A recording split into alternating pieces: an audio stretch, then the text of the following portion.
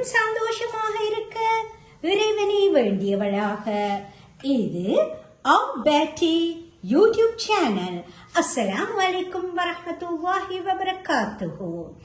நாங்க இந்த மழை காலத்துக்கு ஏற்ற மாதிரி ஒரு சாண்ட்விச், அதாவது நீங்க அரப் கண்ட்ரிஸுக்கு போயிருந்தீங்கன்னா சாப்பிட்டு இருப்பீங்க, அல்லது அரப் ரெஸ்டாரண்ட்ஸ்ல சாப்பிட்டு இருப்பீங்க, ஃபலாஃபல் சாண்ட்விச்னு சொல்லி.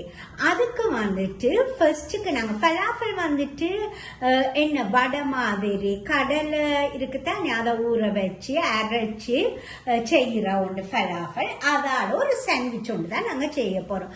அதுக்கு ஃபர்ஸ்ட்டுக்கு எங்களுக்கு என்னன்னு சொன்னா, நாங்க 3 கப் மாவுல செய்ய போறோம். அதுக்கு நான் 1.5 கப் கோதுமை மாவும் 1.5 கப் ஆட்டா மாவும் எடுத்திருக்கிறேன்.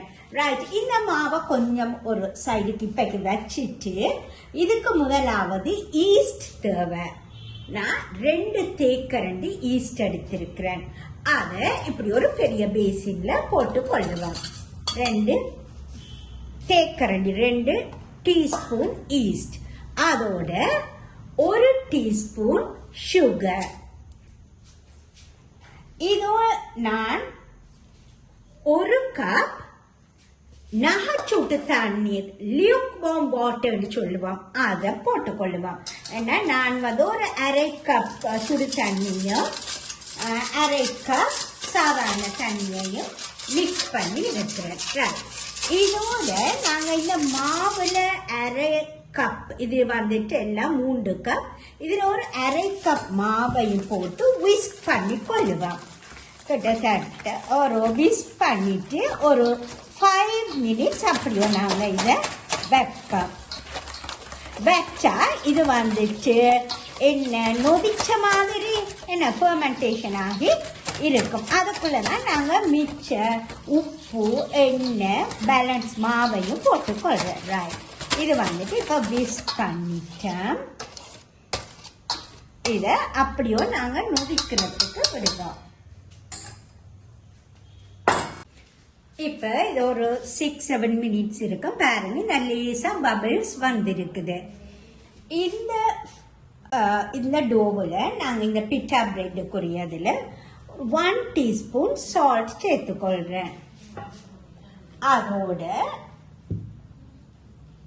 2 டேபிள் ஸ்பூன் ஆலிவ் ஆயிலையும் சேர்த்துக்கொள்றேன். இதோட இந்த இருக்கிற பேலன்ஸ் மாவுல நான் ஒரு கொஞ்சத்தை எங்களுக்கு டஸ்டிங்குக்கு ரொட்டிலாம் செய்யக்குள்ள மேல கொஞ்சம் சில வேலை தேவைப்படும் தானே, அந்த இதுக்காக நான் பேலன்ஸ் கொஞ்சம் மாவை வச்சுட்டு இதை நாங்கள் டோவாக செய்து கொள்ளுவோம். ரொட்டிக்கு பிசைகிற போல பிசைஞ்சு ஒரு 15 நிமிடங்களுக்கு கிட்ட இது அப்படியோ நாங்கள் என்ன ஃபெர்மெண்டேஷனுக்கு விடுவோம். இந்த மாவை நாங்கள் போட்ட தண்ணீர் எல்லாமே அளவாக இருக்குது. இதுக்கு எக்ஸ்ட்ராவா எதுவும் விட தேவையில்லை.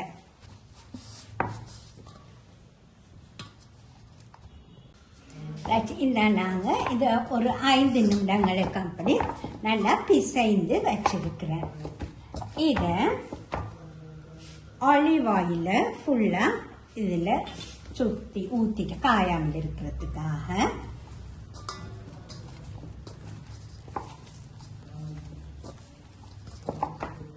இதை நாங்கள் இனி ஒரு 15 நிமிடங்களுக்கு இப்படியோ மூடி வைப்போம்.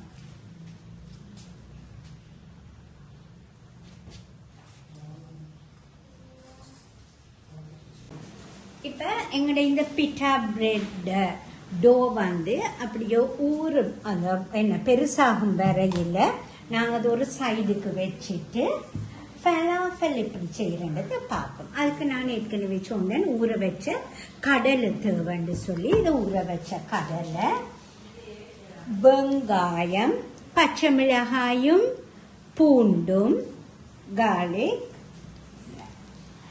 இது வந்துட்டு உங்களுக்கு எல்லாருக்குமே தெரியும் கொத்தமல்லி தழை. இந்த கொத்தமல்லி தழையும் பார்ஸ்லி உங்களுக்கு இது நான் வந்துட்டு கார்கில்ஸ் ஃபுட் சிட்டியில் எடுத்த நான் இந்த பார்ஸ்லி.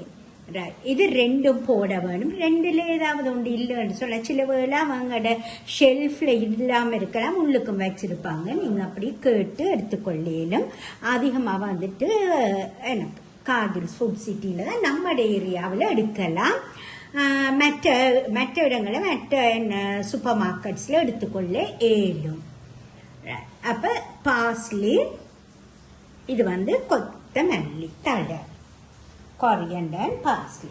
இது என்ன செய்யணும்னா நாங்கள் இப்போ அரைக்க வேணும். இதுக்கு கொஞ்சம் ஸ்பைசஸ் போட வேணும். அதுக்குமே என்னென்று இப்போவே காட்டிக்கொள்கிறேன். இதுக்கு போட வேண்டிய ஸ்பைசஸ் இந்த இருக்குது. இதில் மல்லித்தூள், கொத்தமல்லித்தூள், சீரகத்தூள், தனித்தூள் அல்லது நீங்கள் கட்டர்த்தூள் எடுத்துக்கொள்ள ஏலும். பிறகு உப்பு ஒரு தேக்கரண்டி அளவில் எடுத்திருக்கிறேன். இது வந்துட்டு பேக்கிங் சோடா, அப்பச்சோடான்னு சொல்லுவோம் அது. இப்போ நாங்கள் ஃபர்ஸ்டா இந்த கடலை, ஊற வச்ச கடலையை கிரைண்டரில் போட்டுக்கொள்ளுவோம்.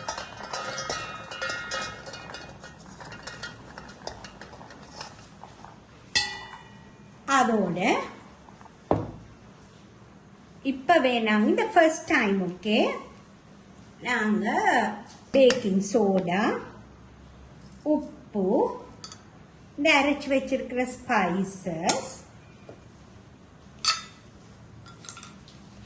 வெங்காயம், பச்சை மிளகாயும் பூண்டு இதையெல்லாம் போட்டு நாங்கள் அரைச்சி கொள்ளுவோம். நாங்கள் அரைத்ததை ஒரு டிஷ்ஷில் போட்டுட்டு பேலன்ஸையும் அரைச்சி எடுப்போம். இப்போ நாங்கள் இதோட இந்த பார்ஸ்லியில் இந்த சின்ன இதுகளை மாத்திரம் உடைச்சி போட்டுக்கொள்ளுவோம். ரைட், இதை இனி நாங்கள் அரைச்சி எடுத்துக்கொள்ளுவோம். இந்த இருக்குது நாங்கள் அரைச்ச பார்ஸ்லி, கொரியண்டர், சிக் பீஸ், கடலையும் பார்ஸ்லியும் கொத்தமல்லி தழையும் அரைச்சதை இப்போ நாங்கள் இதோட எல்லாத்தையுமே மிக்ஸ் பண்ணி வடை மாதிரி, பால் மாதிரி செய்து கொள்ளுவோம்.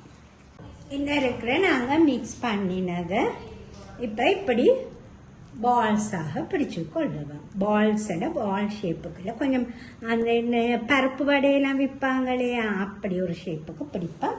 அல்லது நீங்கள் பாலாக பிடிச்சு கொண்டாலும் பரவாயில்லை. ஏதோ ஒரு வடை ஷேப்புக்கு நீங்கள் செய்து கொள்ளுங்க, அல்லது கபாப் ஷேப் ஏதாவது ஒன்றுக்கு நீங்கள் செய்து கொள்ளே.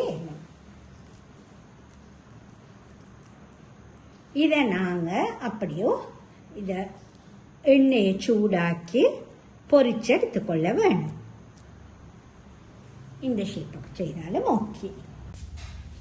ரைட், இதை நாங்கள் இனி பொரிச்சு கொள்ளுவோம் சூடாக்கின எண்ணெயில்.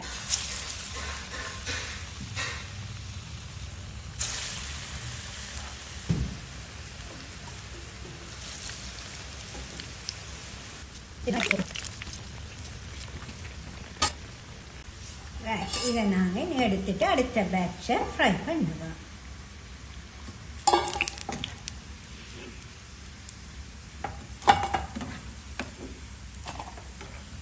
இப்படி எல்லாத்தையுமே ஃப்ரை பண்ணி எடுத்துக்கொள்ளுவோம். இது இருக்குது நாங்கள் செய்து வச்ச பிட்டா பிரெட்டுக்கான டோ. இதை நான் குயிக்காக ஒரு தரம் பிசைஞ்சிட்டு நாங்கள் பிட்டா பிரெட் எப்படி செய்கிறத பார்ப்போம். ரைட், இதை குட்டி குட்டி பால்ஸாக செய்துட்டு உங்களுக்கு விரும்பிய சைஸில் நீங்கள் செய்து கொள்ள இயலும். இப்போ ரோல் பண்ணி கொள்ளுவோம்.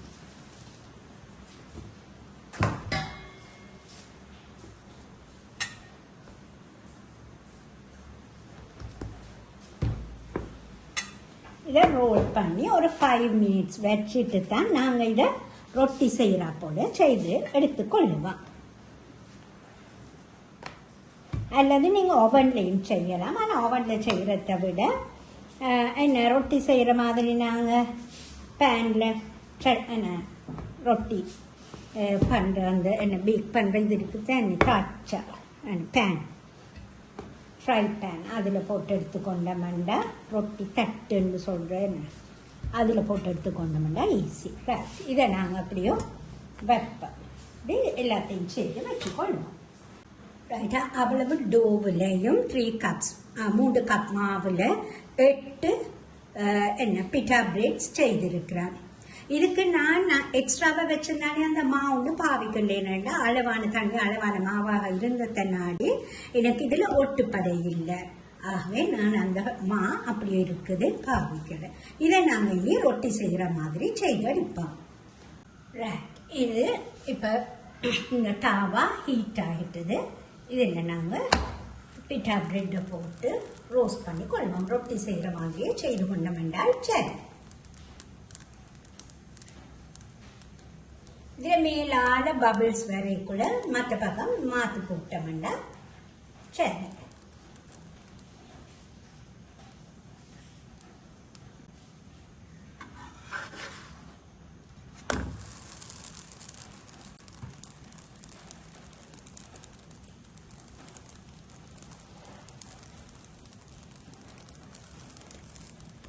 நீங்கள் வேணுமெண்டா இதை கொஞ்சம் இதை விட மெல்லிசாவும் செய்து கொண்டு வேணும்.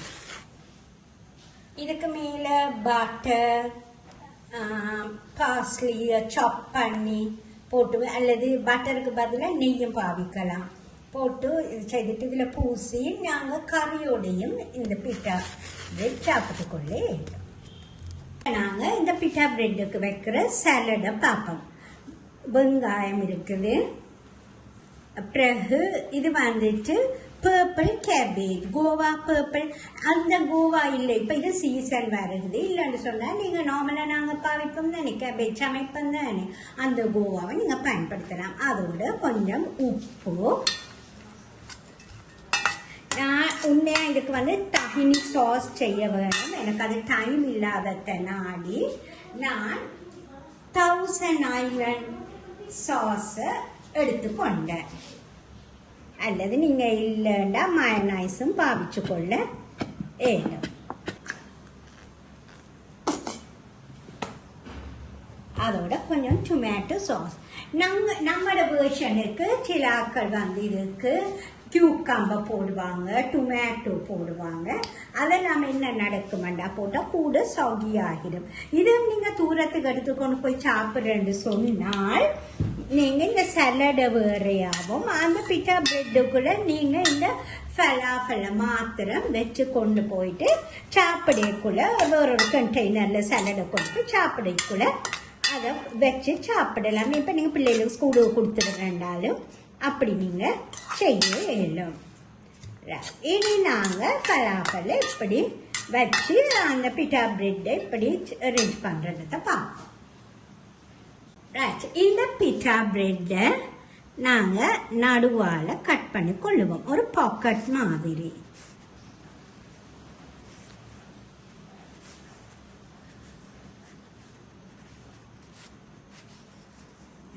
இதில் ஃபலாஃபலை நீங்கள் இப்படியும் வைக்கலாம் அல்லது கொஞ்சம் அதை உடைச்சும் வைக்கலும். இதில் இப்போ இந்த சாலடை வச்சுக்கொள்ளுவோம். நாங்கள் ஹஜ்ஜுக்கு போன நேரம், உம்ராக்கெல்லாம் போன சவுதியில் போன நேரம் அந்த ரோட் சைடில் இருந்து ஒர்க்கர்ஸ், பில்டிங் கன்ஸ்ட்ரக்ஷன் ஒர்க்கர்ஸ், அவங்க இதை சாப்பிடுவோம். இதை நாங்கள் இப்போ ஆயில் பேப்பரால் ரெப் பண்ணி கொண்டு தான் அவங்க சாப்பிடுவாங்க. உண்மையிலேயே வந்து ஒரு ஹெல்த்தியான ஒரு என்ன சாப்பாடு. அவங்களுக்கு இப்போ மார்னிங் ஒரு 9 அப்படி சாப்பிடுவாங்க, 7 to 9 அப்படி அந்த டைமில் சாப்பிடுவாங்க. அவங்களுக்கு நல்லா அந்த லஞ்ச் வரையுமே நல்லா என்ன அவங்களோட சாப்பாடு, அவங்களுக்கு அந்த நல்ல வேலை செய்கிறதுக்கு இந்த சாப்பாடு நல்ல ஹெல்ப்ஃபுல்லாக இருக்கும். அப்போ நான் ஃபர்ஸ்ட் டைம் பார்க்கக்குள்ள இப்போ இத்தனை இயர்ஸ், நியர்லி 13-14 இயர்ஸுக்கு முந்தி எனக்கு என்னன்னு யோசித்தேன். பிறகுதான் நானும் வாங்கி சாப்பிடத்தான் விளங்கிச்சது இதுன்னு சொல்லி. மிச்சமே என்ன ஹெல்த்தியான ஆயில் குறைய எங்களுக்கு இந்த ஃபலாஃபலை ஃப்ரை பண்ண மாத்திரம்தான் நாங்கள் ஆயில், ஆனால் வெஜிடபிள் இருக்குது என்ன அப்படி எல்லாம் இருக்கிறதுனால இது மிச்சம் ஹெல்த்தியான ஒரு ஃபுட். பிரேக்ஃபாஸ்ட்டுக்கு நீங்கள் பாவிக்கலாம், அல்லது பிள்ளைகள் ஸ்கூலுக்கு கொண்டு போக எடுக்கலாம், அல்லது டின்னருக்கோ ஸ்நாக்கோ ஏதாவது நீங்கள் இதை எடுத்துக்கொள்ள ஏறும். ரைட், இதுக்குள்ள நான் 2 ஃபலாஃபல் வைக்கிறேன்.